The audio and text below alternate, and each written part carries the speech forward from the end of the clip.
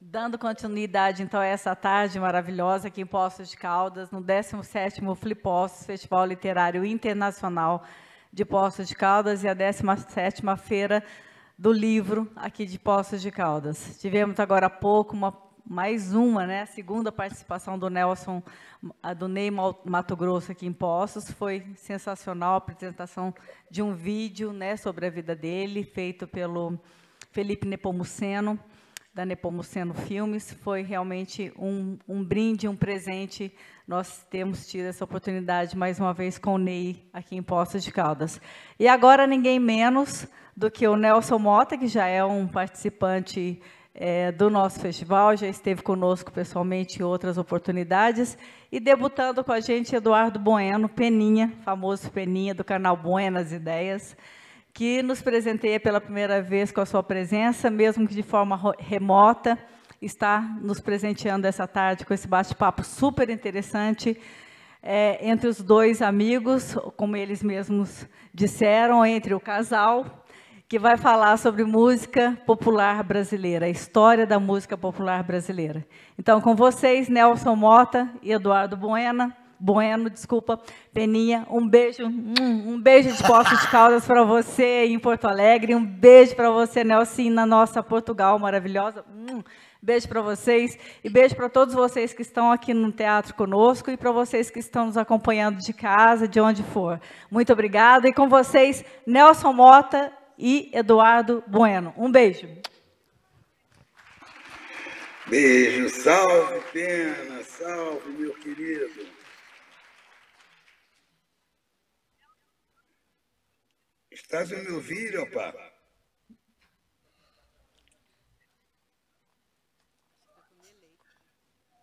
Salve, amigo, que coisa boa te ouvir, te ver. E eu quero deixar claro desde o início que eu sou... Como?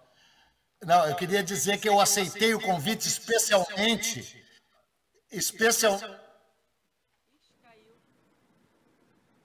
Aceitei esse convite porque você já broxou muitas vezes, Nelson Mota. E eu não falo com ninguém que nunca tenha broxado. Eu só falo com gente que broxou. Eu sou um broxador, confesso, desde a juventude. Não há nenhum problema, não há nenhum problema.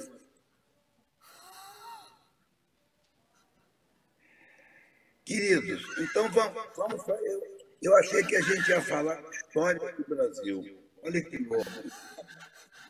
Mas como nós somos jazzistas, nós vamos improvisar, é só soltar um tema e vamos improvisar, porque ainda estou na pilha do 7 de setembro. Né?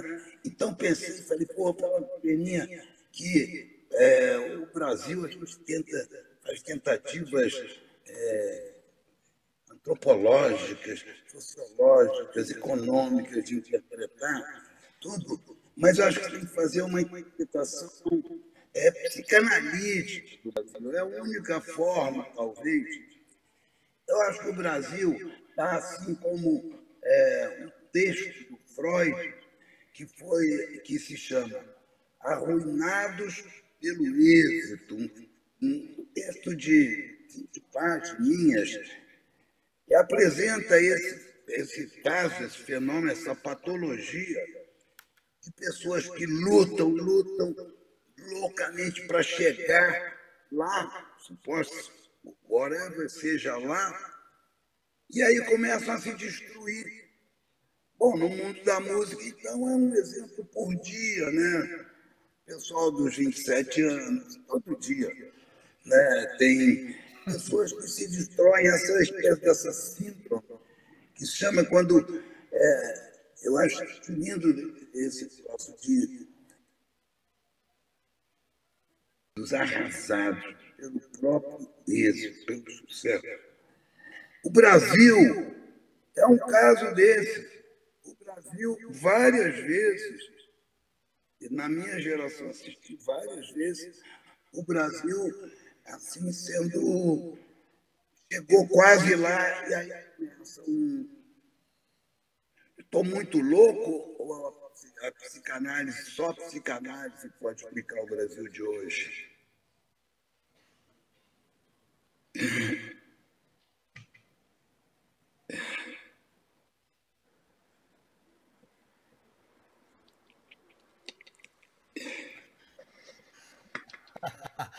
Não, querido, você está certíssimo. É caso psiquiátrico mesmo e é quase caso de internação, né? Tarja preta, né? Tarja preta, ou não sei, talvez tarja vermelha, né?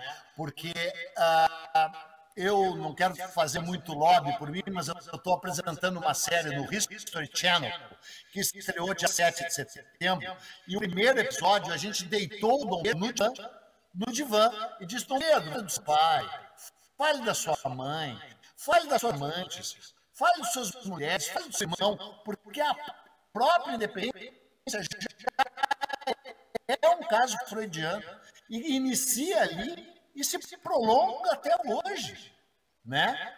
De uma ação bipartida, Dr. Jekyll e Mr. Hyde, né? O médico monstro, né? Substitui um outro médico, às vezes o próprio médico e o monstro são o mesmo, né? Como no livro, né? E se a gente quiser falar de música para ficar nesse tema, os destinos pareciam tão proféticos, tão maravilhosos, porque o Brasil é o único país que entra no ciclo da história canônica com uma obra-prima da literatura, a carta do Pedro Vaz de Peninha, não, perdão, do Pedro Vaz de Caminha, né? E nessa carta ele conta o momento em que um marujo chamado Diogo Dias desce da nau e toca um acordeon, e os indígenas dançam ao redor dele. O Brasil, que nem o Nelson Motta tem um livro maravilhoso chamado Ao Som do Mar e à Luz do Céu Profundo. Então, ao som do mar e à luz do céu profundo, um marujo tocou um acordeon e um outro marujo deu um chamado salto real, que hoje nós chamamos de salto mortal, uma cambalhota. E os nativos, os portugueses, deram as mãos e dançaram em roda numa praia de areias faiscantes, com o mar translúcido na Bahia. Que forma mais imagética e maravilhosa teríamos de um país começar? E funcionou durante uma semana, né? E depois começou a dar tudo errado. Mas, ao mesmo tempo, quando chegamos à independência, temos um príncipe chamado o Príncipe Orquestra, porque ele tocava 12 instrumentos, e ele que compôs o hino da independência. O hino da independência ele compôs no mesmo ano, no mesmo dia em que, ao se borrar, estava se cagando, né? Sabemos todos, estava com uma diarreia, gritou: independência ou morte! Mas a seguir compôs o hino da independência. Portanto, eu ainda tenho esperanças num país que produz Nelson Motta, que produz música, que produz Marisa Monte, que produz Elis Regina, que produz todas essas mulheres e homens maravilhosos com os quais Nelson Motta broxou inúmeras vezes. Com o maior prazer. O psicanalista Hélio Pellegrino, um craque, um gênio, ele falava que, às vezes, assim, a brochada é uma homenagem à mulher. Ele era um poeta também. Pena, mas o Brasil broxou várias vezes. Esse é que é um negócio também, que me inquieta. Parece que quando está lá, endureceu, vai entrar, já estão aqueles, né, a sala dos espermatozoides já está em polvorosa. Vai lá, agora nós vamos. E vai penetrar. Penetrou, broxou. Várias vezes. Já quantas vezes naquele foguete do Cristo Redentor com fogo no rabo, da capa da Economist, levantando voo para o espaço.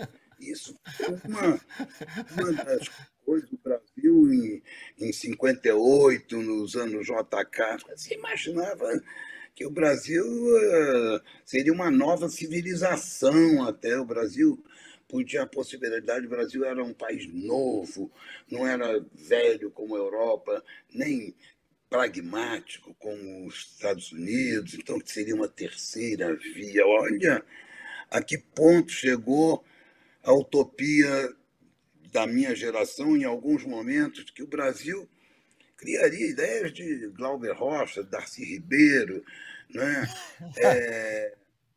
E a gente tinha todos os motivos para acreditar nisso, que são os mesmos de hoje, né? A potência natural, a riqueza, a abundância de abundância, não só de bundas, mas a abundância de absolutamente tudo. Isso é que dói no coração ali. Você está quase chegando, tem tudo. Agora vão usar a potencialidade. E aí alguma coisa acontece uma facada, acontece um vírus do Tancredo, sei lá, sempre acontece alguma coisa.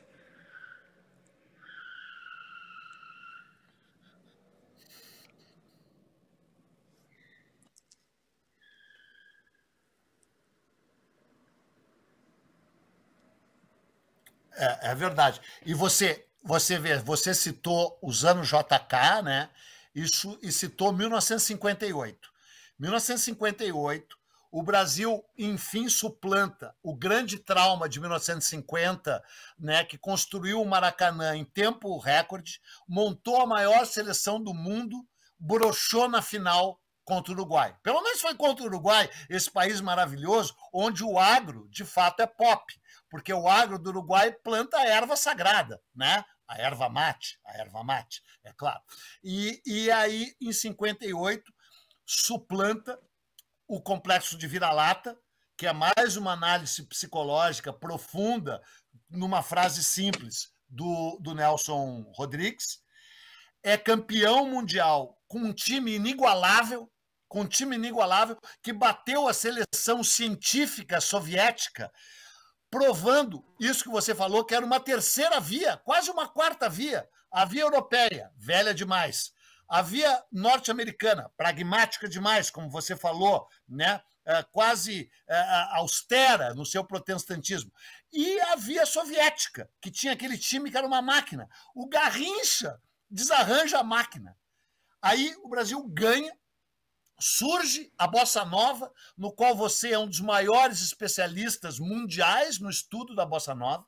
Surge o cinema novo, do teu amigo também, Glauber Rocha, porque você é a testemunha ocular da história, né, Nelson Mota? Você é o cara que viveu, presenciou isso, até porque tu é um velho mesmo, porque, por exemplo, eu nasci em 58, tu já era velho em 58. Tinha 14 anos, 14 anos, tudo isso. E o que acontece depois disso? Logo na sequência do governo JK, vem a eleição daquele energúmeno, que é o Jânio Quadros, mas...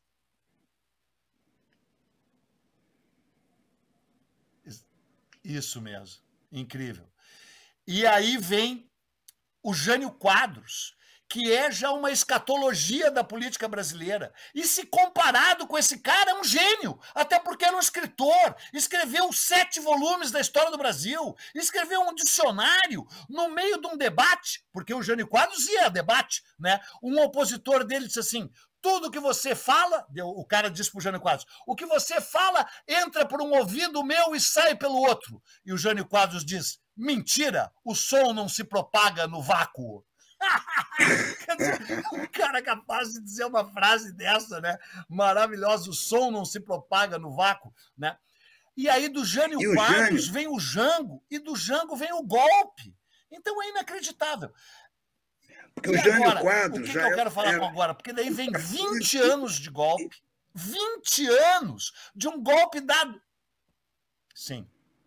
Fala. Veja que ele era um farsante. Fala você. E ele foi eleito por esse voto moralista ali, porque ele ia moralizar o país, porque ele acabou com o concurso de Miss, não podia biquíni na praia, não podia, proibiu a lança-perfume, este canalha, né? Aí, poxa, era o anti-JK, aquilo todo, quando o Brasil ia entrando ali. Jânio Quadros, que fez pior ainda, que tentou um golpe ridículo, né? Tão brasileiro, um golpe de bafo, de araque, que não rolou, o cara foi para um navio preso.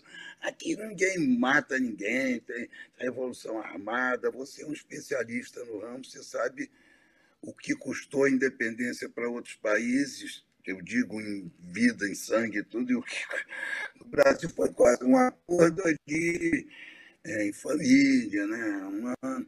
Então, tem essa tendência à frouxidão também. E volta e meia elege um moralista. O Collor também era o caçador de marajás, era o cara que iria tirar a corrupção do Brasil, tudo isso.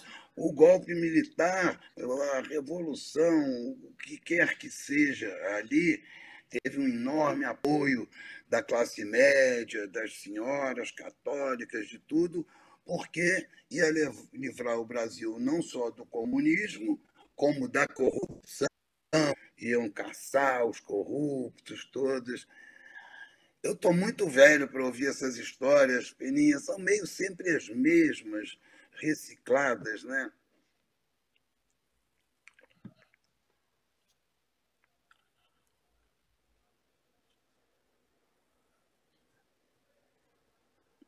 Sempre. Sim.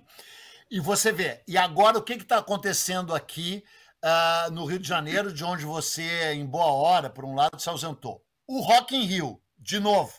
E aí eu ia chegar, como é que termina o golpe militar? O golpe militar termina no Rock in Rio de 1985, com o Cazuza, com o Paralamas, com a Blitz, cantando, festejando a volta da democracia e até saudando. Por um lado, tudo bem, ok, não é que fosse um homem maravilhoso, mas pelo menos sempre foi decente, o Tancredo Neves. Só que daí o Tancredo Neves fica doente no dia em que ia assumir.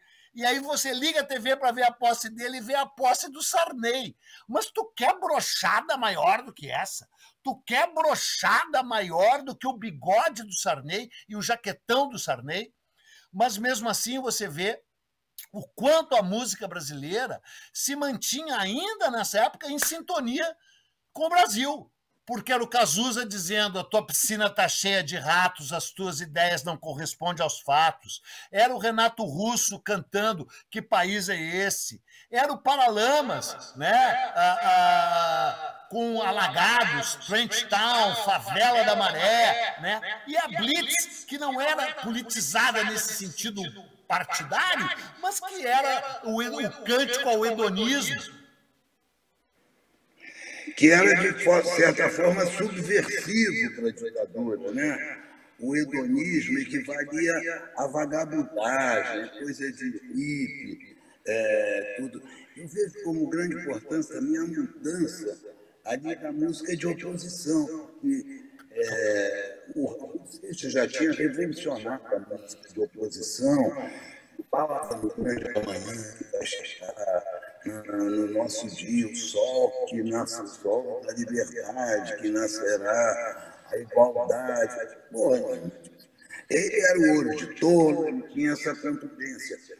E aí aparece esse momento nos estertores da ditadura, que a pá de cal é o inútil, a gente somos inútil, a gente não sabemos escolher presidente, a gente não sabemos escovar os dentes, a gente somos inútil. Aquilo era a nova posição, né? Um outro Brasil que passou anos e anos se lamentando com metáforas, uma coisa, um processo doloroso ali, uma geração que foi muito castigada com isso. Tem até uma questão que envolve isso, que às vezes fazem. Essa geração, a grande geração da música brasileira dos anos 70, de Quarto, Caetano Veloso, Gilberto Gil, Benjol, Erasmo Carlos, essa geração toda que fez oposição até o final da ditadura. Todos eles, de uma forma ou de outra, ou porque eram subversivos, ou eram indecentes, imorais, ou drogados, sempre estavam ali na oposição.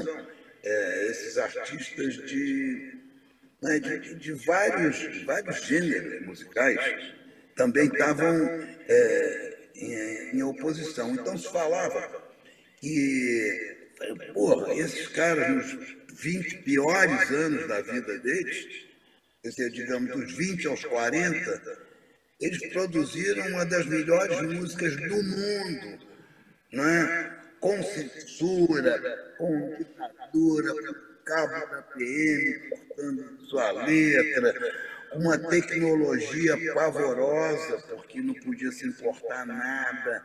Então o som aqui era de lata, era tudo contra. E essa geração teve uma produção incrível.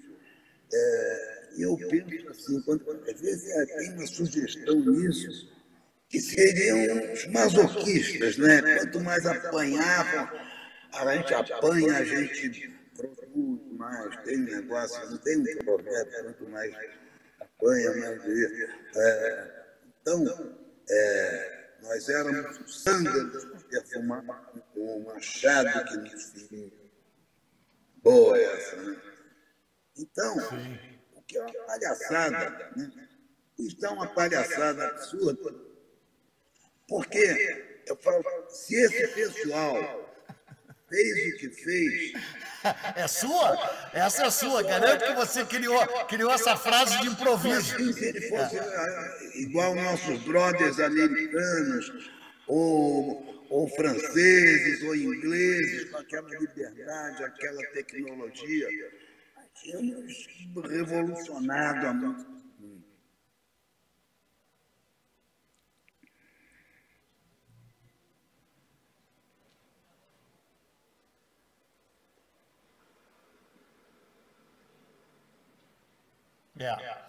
Você citou aí a maravilhosa letra do Ultraje a Rigor, né?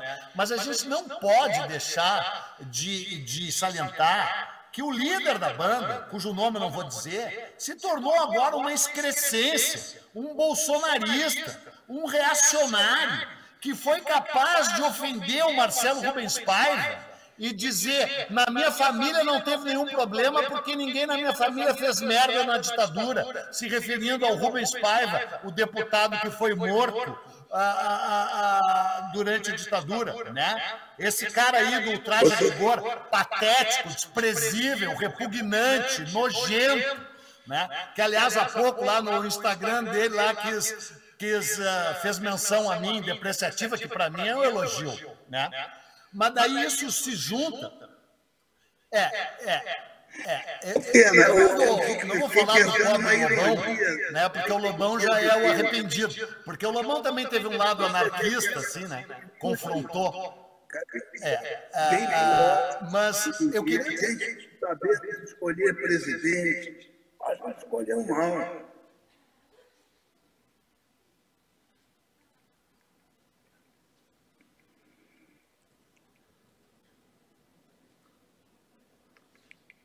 É verdade. Isso. Mas sabe o que eu queria falar, Nelson? Eu queria ouvir a tua opinião. Porque agora a música brasileira sempre procurou andar em sintonia com o país. E agora surgiu um sertanojo, né? O sertanojo, que é a trilha sonora do agro e do governo Bolsonaro, que conspurca o antigo sertanejo raiz, o verdadeiro sertanejo, que cantava o Pantanal, o nosso grande Almir Sater, que cantava a coisa telúrica. E agora esse sertanojo repugnante, que eles disseram que são contra a Lei Rouanet, e tudo ganhando dinheiro das prefeituras do Brasil profundo. Então é incrível, queria que você falasse um pouco desse capítulo triste da música brasileira. Eu acho que...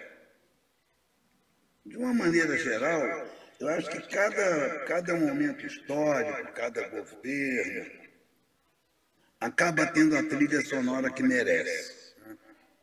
Eu me lembro, a trilha sonora dos anos JK foi a Bossa Nova, foi Tom Jobim, foi a Novidade, foi a Esperança, né? A trilha sonora ali dos anos de ditadura, foi uma grande produção musical. A trilha sonora dos anos 70, a trilha sonora dos anos 80, o rock no Brasil foi libertário, foi a trilha sonora da Nova Democracia. Então, e nos anos Collor ali, para mim, uma foto inesquecível, histórica realmente, que é o Collor e Rosane ali no jardim da casa da Dinda, cercado por 60 duplas sertanejas. Então, eu tive aquela visão, falei, ali estavam os melhores e os piores também, eram 60 duplas sertanejas, era um tormento para qualquer pessoa. Então, eu falei, pô, cada governo tem a trilha sonora que merece.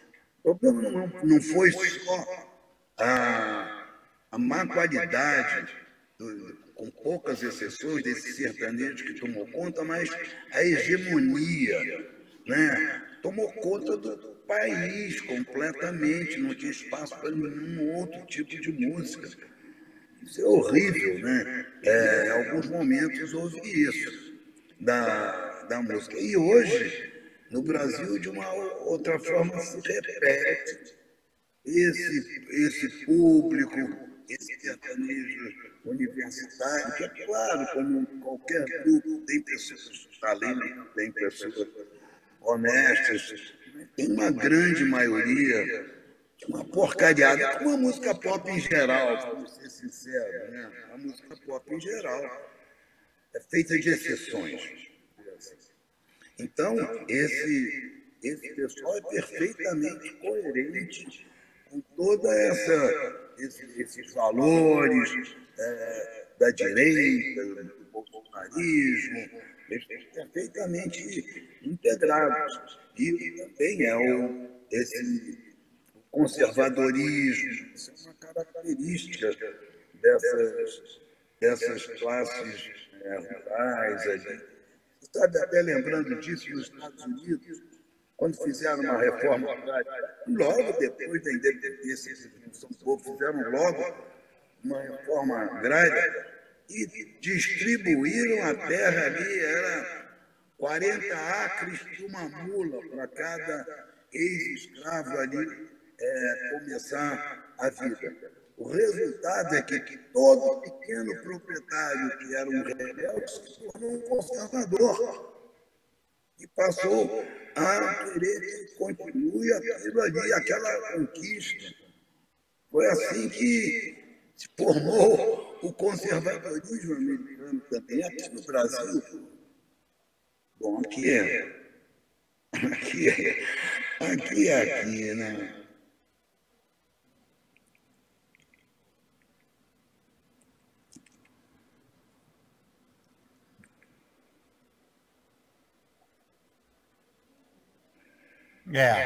Pode crer. Bom, estou sendo aqui, minha mulher está dizendo que eu não paro de berrar, que eu estou berrando loucamente, mas é que é o seguinte, quem não tem argumento berra. Como eu não tenho informação, eu quero ganhar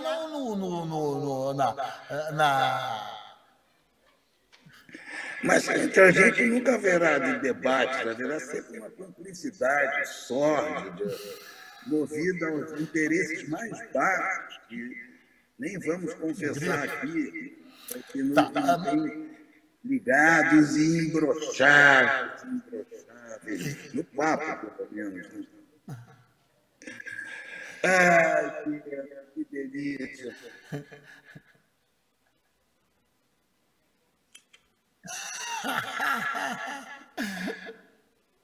Sem dúvida, sem dúvida. Olha só, eu queria falar um outro momento da história do Brasil que as pessoas conhecem muito pouco e que é um momento muito revelador do Brasil e do que acontece hoje. As pessoas dizem, então, são as eleições mais polarizadas da história, essas agora que virão. Não é verdade. A gente teve, em 1910, uma eleição que contrapôs o Rui Barbosa, que era o candidato civilista, que representava a cultura, que representava o beletrismo, que representava a sociedade civil, contra o Hermes da Fonseca, que era um general, marechal Hermes da Fonseca, sobrinho do primeiro ditador brasileiro, Deodoro da Fonseca. Então foi a luta da pena, não eu, a pena no sentido de escrever, contra a espada. O povo escolheu a espada. As eleições foram fraudadas, como todas as eleições do tempo do papel, mas, na verdade, ele ganhou. Ele ganhou, o Hermes da Fonseca. Só que, quando o Hermes da Fonseca ganhou, a mulher dele morreu. E logo em seguida, ele se casou com uma mulher maravilhosa, chamada Nair de Tefé. E a Nair de Tefé foi a primeira cartunista brasileira, uma mulher linda, fantástica, culta, amiga da Chiquinha Gonzaga. E levou a Chiquinha Gonzaga para o Palácio do Catete para tocar o corta-jaca, para tocar o corta-jaca no piano. E o Rui Barbosa ficou furioso. O nosso candidato seria o Rui Barbosa, óbvio. Nós, se fôssemos vivos, teríamos todos votado no Rui Barbosa. Se bem que cabe lembrar que o Rui Barbosa foi contra a vacina. Em 1904, ele era negacionista. Ele era contra que as pessoas se vacinassem, né? E aí, em 1912, ele foi contra a presença da Chiquinha Gonzaga no Palácio do Catete, tocando corta-jaca. Então, um marechal retrógrado levou música da melhor qualidade para o Palácio do Catete. Portanto, o Brasil não apenas está se aprovechando, como ainda é um poço de incongruência. Ele levou uma mulher da maior qualidade, grande fã da Nair Tefé, além do talento artístico dela, porque nessa época ela era praticamente uma feminista, ela era uma libertária, ela mandava dele, né? Porque ela era uma mulher linda, charmosa, ele ficou ali babando com ela, qualquer um ficaria, né? E essa é a amizade com a Chiquinha Gonzaga, que era outra libertária. A Chiquinha Gonzaga era divorciada, a Chiquinha Gonzaga era maestrina, vivia de vender partitura na rua, era quase puta, assim, no nível social, e era uma mulher genial, um talento incrível, musical, e que já desmentia tudo. Esse é um teste fácil de fazer. Bote um homem ou uma mulher tocando uma música ali no piano, você não sabe que é homem ou mulher que tocou, sabe se a música é boa ou se não é. Né? Então, a Chiquinha Gonzaga trouxe isso. E o corta-jaca, o machixe. O machixe era mais sexy. O machixe era praticamente uma lambada. E reclama do funk hoje. Imagina o que era mesmo dançando aquele machixe, a umbigada, né? O corta-jaca no Palácio do Catete, que coisa maravilhosa. Pensou se Michele fizesse um sarau lá no Alvorada e expulsasse aquele sanfoneiro e fizesse um show de lambada. Ali ela abrindo a pista com o Jair Renan.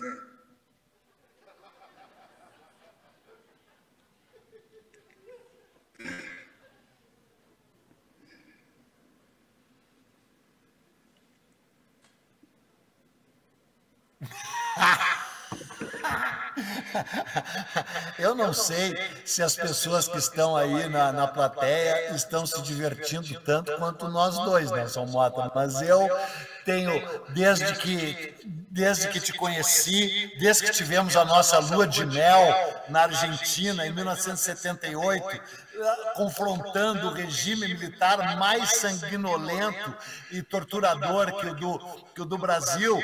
Nós, quando afrontamos o general Vilela, o almirante Emílio de Maceda, lá na Copa de 78, desde então, cada encontro com você, Nelson Mota, é um prazer, é um oceano de prazer que você me faz misturar.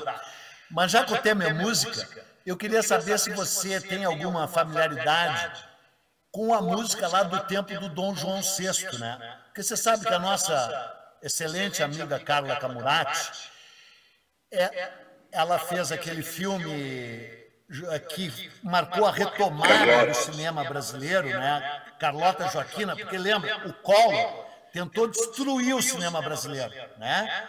Ele tentou acabar com o cinema brasileiro, que nem esse atual mandatário tenta.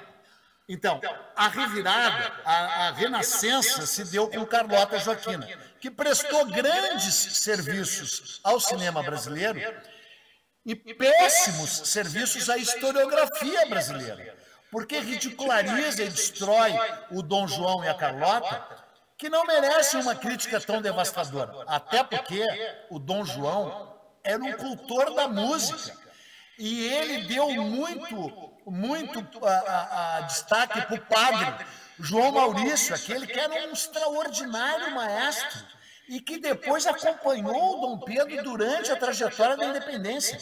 Porque, como eu falei, o Dom Pedro era muito inculto, ele não tinha lido nem estudado nada, mas além de ser inteligente, ele tinha vários dons, dentre eles o dom da música, que é dos mais maravilhosos. Tocava 12 instrumentos, compôs, como eu falei, o hino da independência, a música, não a letra, né? Então, queria saber se tu consegue desenrolar falando alguma coisa do Dom João e seu apreço pela música clássica, e se você tem algum convívio com a música erudita no Brasil, com Guerra Peixe, com Vila Lobos.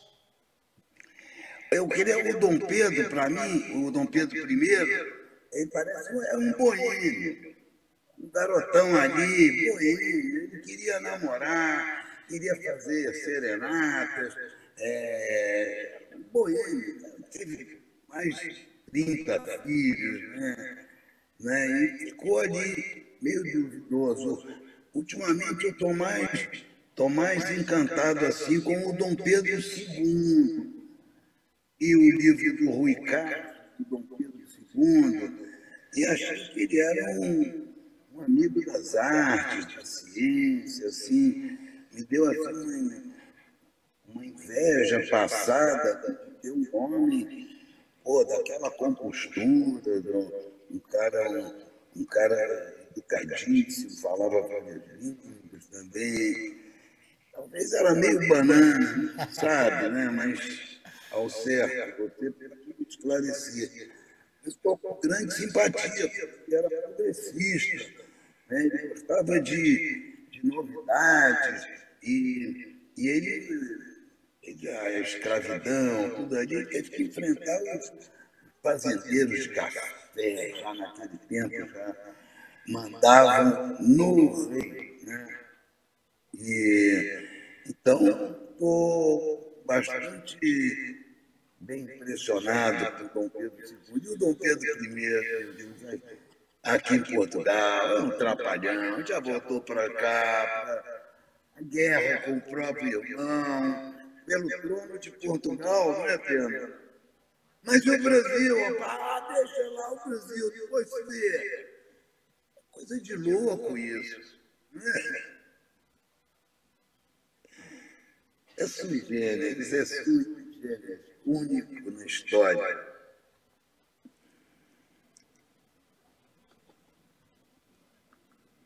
Sim, ele aí é o Dom Pedro IV, você sabe, né?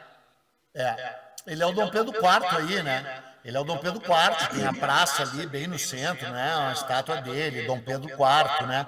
Mas você sabe que com o confronto com o irmão, a culpa foi muito mais do Dom Miguel, né? O Dom Miguel estava quase à direita do Gengis Khan, né? E aí, nesse sentido, o enfrentamento do Dom Pedro I brasileiro, Dom Pedro IV de Portugal, ao Dom Miguel, foi mais libertário do que a posição absolutista do irmão, né? E você falou do Dom Pedro II. O Dom Pedro II realmente era um cara muito cultivado, né? Escrevia e falava sânscrito, hebraico, mais de 10 línguas, né? Mas era, como o próprio pai, uma vítima da bancada ruralista do Senado. É isso que tem que ficar claro para todos nós. A independência do Brasil é uma articulação do Centrão. foi o Centrão e a bancada ruralista do Senado, a bancada da Bíblia e da bala, que disse para o Dom Pedro: você quer fazer essa articulação? Faça, mas não toque na escravidão. O que manteve o Brasil unido não foi a língua, não foi o fervor do povo brasileiro pelo Brasil, foi a manutenção da escravidão.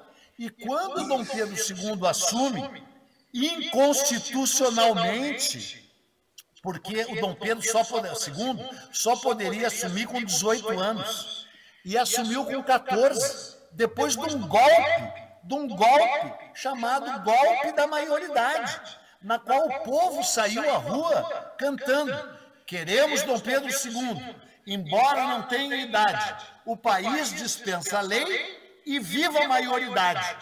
Muitos países já dispensaram a lei, mas só o Brasil fez dançando e cantando. Aí o Dom Pedro II assumiu com 14 anos de idade, não podia mandar em nada mesmo, era a tal facção áulica que mandava. A facção áulica era toda ligada aos interesses da cana e do café, ou, para dizer o que o genial Eduardo Bueno tem dito, o Brasil produziu o pó branco que vicia e o pó preto que vicia, açúcar e café, viciou a Europa nesses pós viciantes, nessas duas drogas, sem falar do tabaco, que também era brasileiro.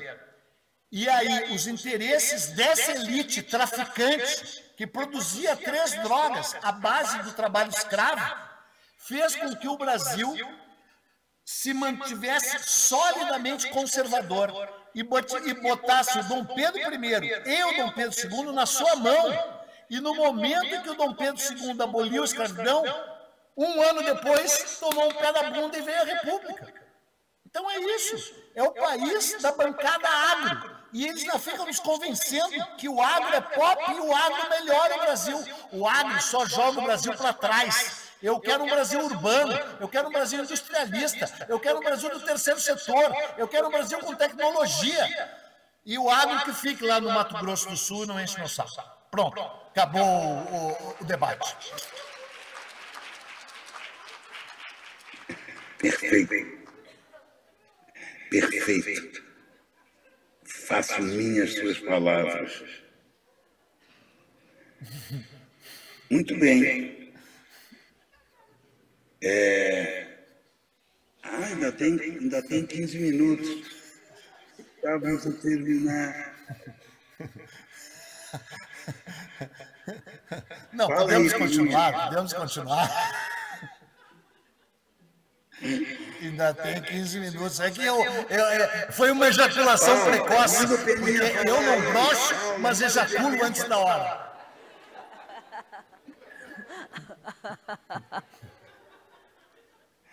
Não foi uma broxada, foi ejaculação precoce, menino. Gente, pode continuar. Eles estão me ouvindo? Vamos continuar. Eles estão me ouvindo? Eles estão me ouvindo? Eu estou ouvindo muito bem. Ai, que ótimo. Não... Oi? Podem continuar. Sim. Está funcionando? Não está uma delícia. Está uma delícia esse assunto, esse papo. Está todo mundo aqui na plateia delirando, assim. Está todo mundo adorando. Muito bom. Pode continuar mais um pouco, aí nós temos mais... Muito! Tá ou não tá, pessoal? Fala aí. Olha aí, olha aí, olha aí. O pessoal está adorando. Daqui a pouco talvez pudesse mostrar. Pode continuar. Sugiro que alguém do público fizesse uma pergunta para mim e outra para o Pedrinho. Vamos dar uma interatividade. Sim. Então eu vou fazer isso já, Nelsinho. Vou abrir uma aqui. Alguém quer fazer uma pergunta para o Nelsinho? Para o pessoal, para o Eduardo aqui? Peraí.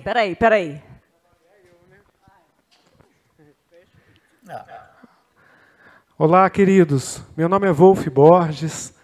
Eu sou músico, produtor e tenho uma carreira aí de 40 anos na música. Tenho 8 CDs. Tenho participações importantes no meu trabalho, queridas, como do querido Tavito, Simone Guimarães, Selmar.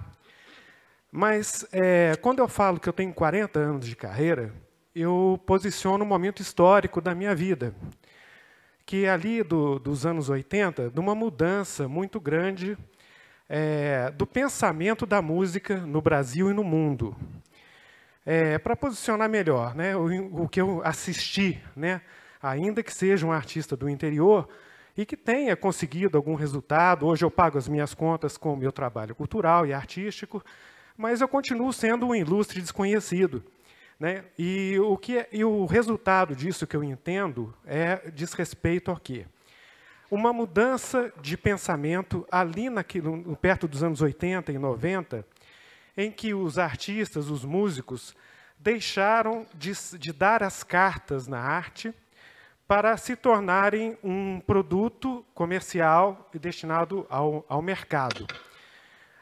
Exemplificando isso, né? Quando eu fazia shows ali nos anos 80, a gente enchia 3 noites de teatro em que as pessoas tinham interesse, curiosidade estética de conhecer algo novo, que era o meu trabalho e o trabalho dos meus pares.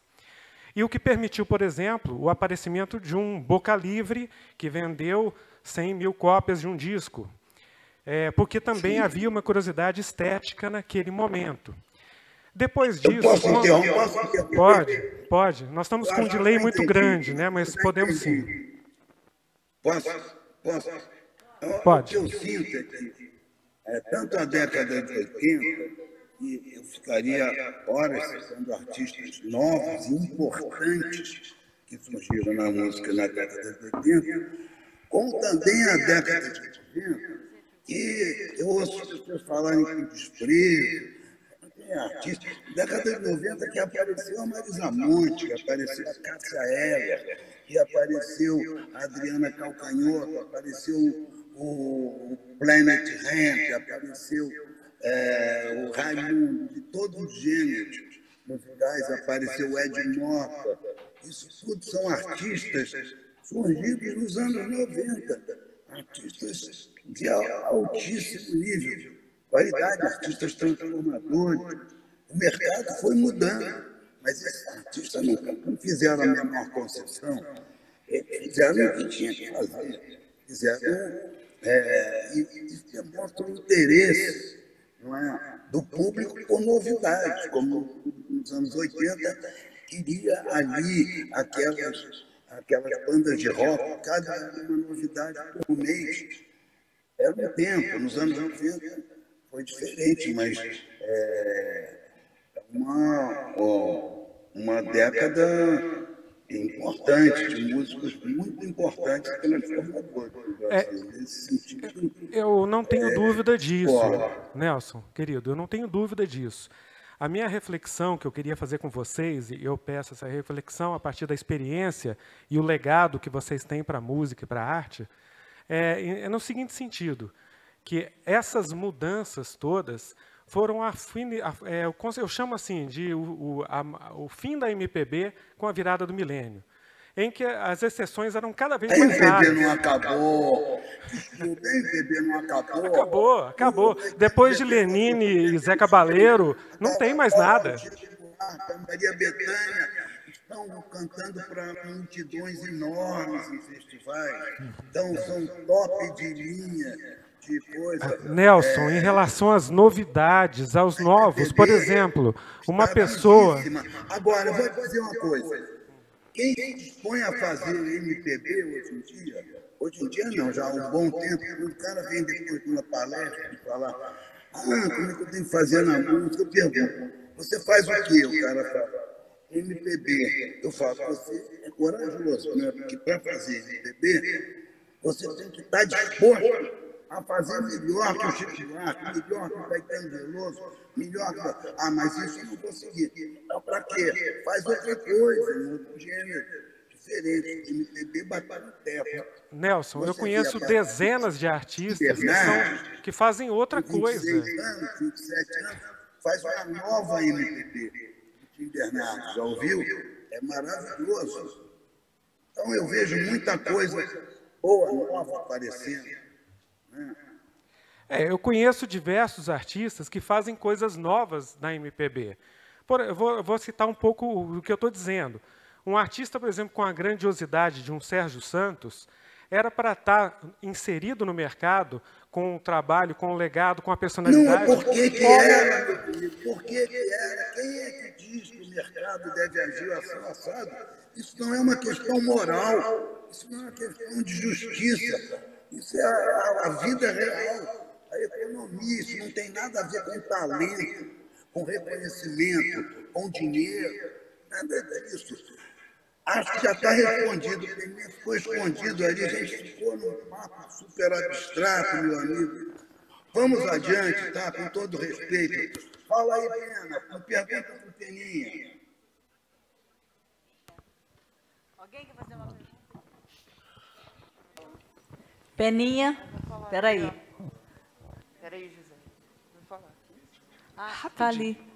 Aqui, ó. Não, só para complementar, assim, a música e a cultura em geral, a música e a cultura em geral viraram um produto há muitos anos.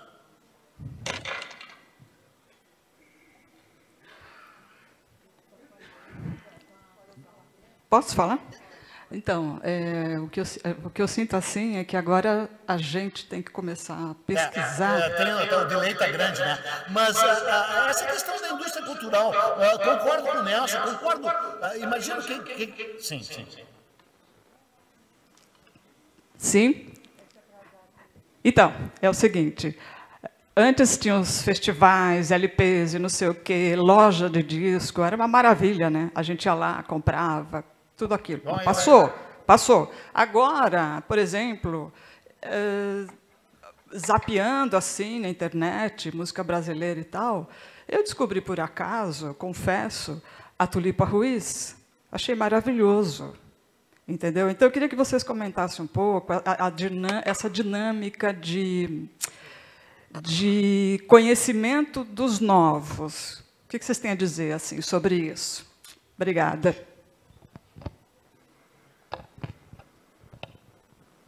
Fala, Pena.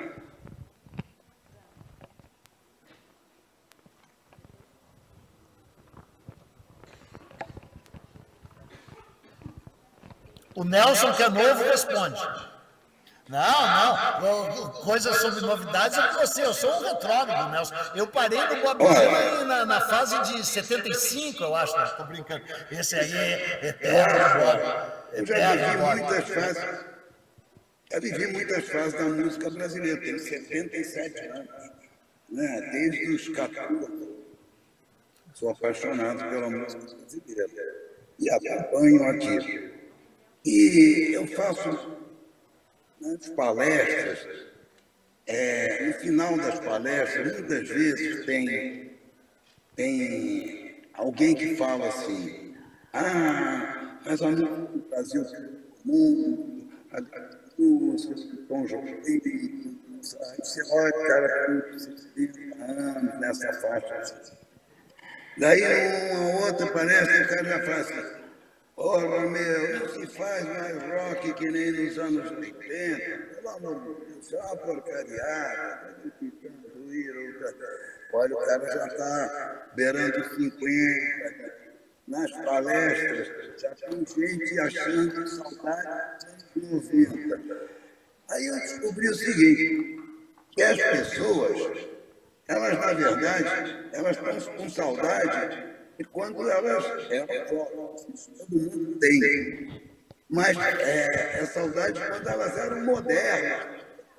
Elas não se sentem mais modernas. Isso não é pecado, não faz mais nenhum isso. É obrigado a ser moderno a vida inteira. Né? Mas se incomoda com isso.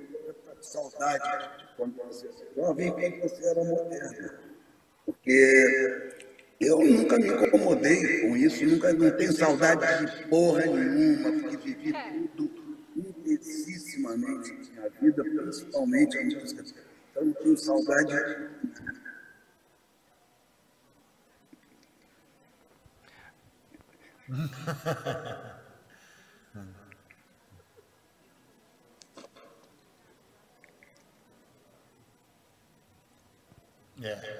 Eu particularmente tenho saudades do Brasil, né? Embora esse Brasil que esteja aí, né? Acho que seria bom todos nós concluirmos, assim, refletirmos que essa eleição aí do Bozo, né? Foi muito reveladora de um Brasil que sempre existiu, que sempre esteve aí. Quem conspurca o fato dessa eleição dele ter sido genuína e autêntica é ele próprio, porque 56 milhões de brasileiros que votaram nele são brasileiros que sempre foram conservadores, retrógrados, desvinculados de um país mais inclusivo, de um país menos desigual. Esses caras defendem esse Brasil, esses caras existem, sempre existiram. Então, nesse sentido, essa eleição é muito reveladora de um Brasil que existe desde o primeiro dia. Isso a gente deveria saber.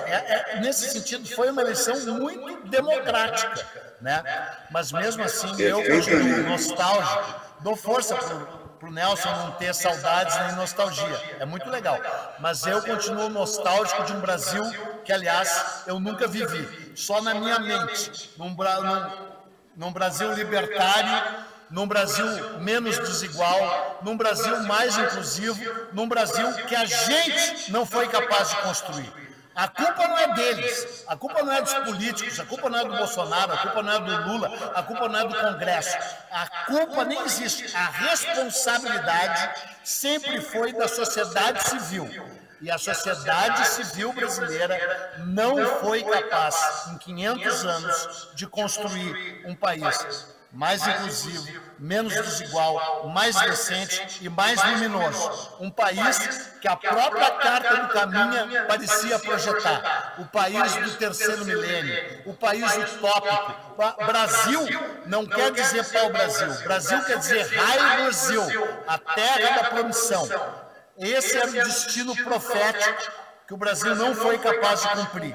E a responsabilidade de não ter cumprido isso é nossa. É nossa e continua sendo nossa. E só nós poderemos mudar essa situação. De que jeito? Votando em Eduardo. Votando para mudar. É a grande arma que tem nesse momento. Eu vejo que a minha educação e outras tiveram essa ilusão que atrapalhou muito o Brasil pelo fato de ser um país novo. Um país moderno, libertário, de origem. Não! O Brasil sempre foi conservador, reacionário. As elites econômicas brasileiras sempre foram as mais reacionárias do mundo. O Brasil foi o último país a abolir a escravidão. O comunismo brasileiro até hoje assim, sempre coisas de legítima defesa da honra, de matar a adúltera. O Brasil é um país, o Brasil raiz mesmo, é conservador, é primitivo, é intolerante. Faz um plebiscito para você ver o que vai votar em pena de morte, a favor da pena de morte, contra todas as liberdades. As liberdades de mulher, contra o seu corpo, liberdade de cada um consumir o que quiser, o Estado dono do seu corpo, mas o apoio popular é isso. O povo queria que o Bolsonaro representava. Hoje acho que a maioria quer mais. Então, não, sim. Tem mais uma. Peraí. Estou esperando o delay do Peninha. Exatamente. Eu queria, por favor, só uma partezinha. Eu queria fazer uma pergunta bem importante. Bem importante. Uma pergunta bem importante. A mais importante que eu vou fazer agora, na frente de todos vocês. Nelson Mota, tem quarto de hóspedes na tua casa?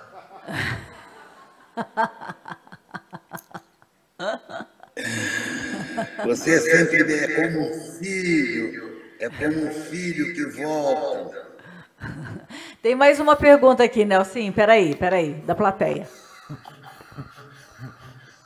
Eduardo, essa pergunta é para você. Eu sou seguidor dos teus canais, né? Tanto o Buenas Ideias quanto no Vai Cair no Enem. E me identifico muito com as coisas que você fala lá, né?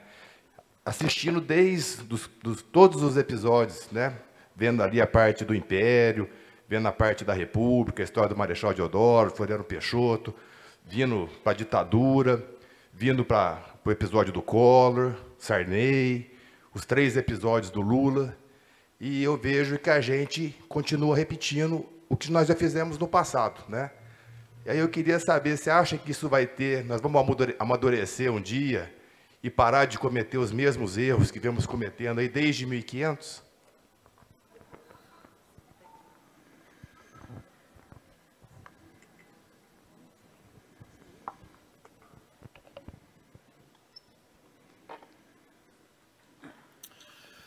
Então, eu não canso de repetir lá no canal, né, uma frase que infelizmente não é minha, mas que eu estou me apoderando dela. Na verdade, 2. São 2 clichês, são 2 frases feitas, mas nem por isso são menos verdadeiras. Povo que não conhece essa história está condenado a repeti-la. Povo que não sabe de onde veio não pode saber para onde vai. É chavão, só que é verdade. Qual é a única forma de romper esse paradigma, de quebrar esse paradigma, como diria um bom coach, que nem eu, né? É através da educação. A questão é que a deseducação é um projeto de Estado no Brasil. O Brasil não construiu uma das sociedades mais desiguais do mundo por acaso. O Brasil construiu uma sociedade desigual baseado no fato de que nunca permitiu que o seu povo tivesse pleno acesso à informação, ao conhecimento da própria história. Agora, isso que eu quero dizer, a gente não pode se vitimar por causa disso, porque os responsáveis por permitirmos esse estado de coisas que se prolonga desde 1500 até hoje, somos nós mesmos. Nós aqui reunidos aqui, em Poços de Caldas, somos a elite da elite, no sentido cultural e educacional. Cabe a nós a difusão desse conhecimento. Cabe a nós compartilharmos informações e uma visão de um Brasil que transcende, inclusive, a política partidária. É muito mais do que política partidária. É uma política da construção da cidadania. Só a cidadania liberta. Sociedade civil, exercício da cidadania. A gente não exerce a nossa cidadania. Por quê? Porque não tem acesso ao conhecimento. Não tem acesso ao conhecimento por quê? Porque o Estado assim não permite. Mas o que é o Estado, se não a representação plena, institucional da sociedade civil? Portanto, esse Estado que a gente odeia, de certa forma, nos representa. Ele é genuinamente brasileiro. Ele é autenticamente brasileiro. Ele é fruto dessa elite que o Nelson Mota falou. Entendeu? Essa elite excludente, essa elite nojenta, essa elite tentacular, essa elite que nos suga e que a gente permite. Então, a única transformação está no conhecimento, no poder da palavra, escrita, falada, televisionada e transmitida pela internet, nem que seja no circuito fechado dessa nossa palestra maravilhosa que está chegando ao fim. Muito bem. Muito bom mesmo, parabéns. Excelente. Ô, gente, para encerrando...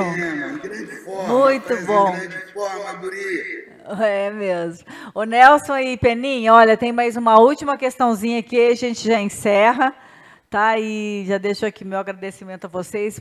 A gente volta daqui a pouco. Hora que eu vi. Peraí.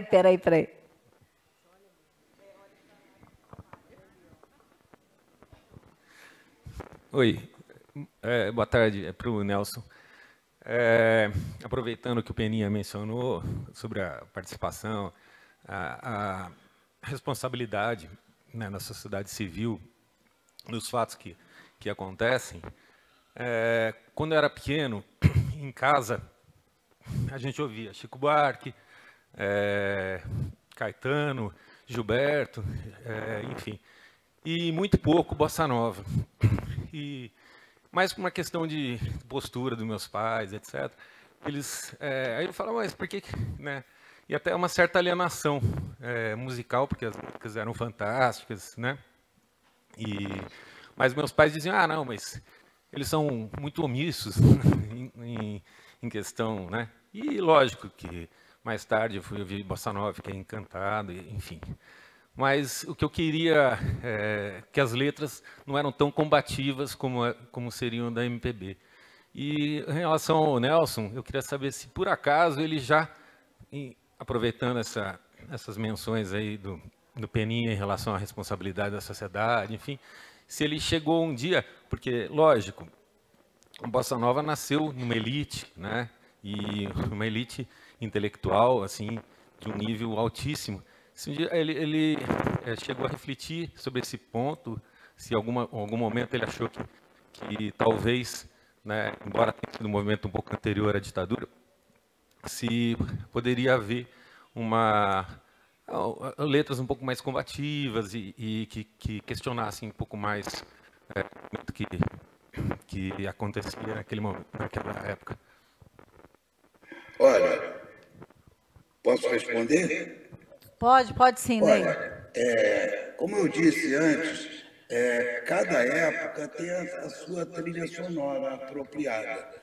A revolução da bossa nova foi uma revolução estética, uma profunda revolução estética que mudou a música do mundo, né? Introduziu um novo ritmo, uma nova batida, uma nova estética de letras, com Vinícius de Moraes, de melodias e músicas com Tom Jobim e com o gênio de João Gilberto, que inventou algo que não existia antes. É baseado no samba, mas não existia antes. A bossa nova é uma das maiores contribuições do Brasil para o mundo, que tornou um enorme respeito para o verdadeiro Brasil. O Brasil se produz, o Brasil não era a missão da bossa nova, né? Que praticamente acabou no Brasil por volta de 62. O golpe de 64 não existia mais. A bossa nova, quem mais queria saber a bossa nova no Brasil? Tinha passado de moda. A bossa nova estava começando nos Estados Unidos. Mas no Brasil era a coisa mais velha que existia. Era a bossa nova, em 64. Aí já com esse processo de uma imediata mudança. É o que surge a MPB, com músicas de oposição. Já o Vinícius de Moraes com Carlos Lira, logo depois do golpe, faz a marcha da quarta-feira de cinzas. E aí vai Maranhão, Grupo Opinião, Zequete, Nelson Cavaquinho, toda uma música de resistência democrática, que marca os anos 70 inteiro. A bossa nova não tinha essa missão. Uma revolução estética é tão importante quanto uma revolução política.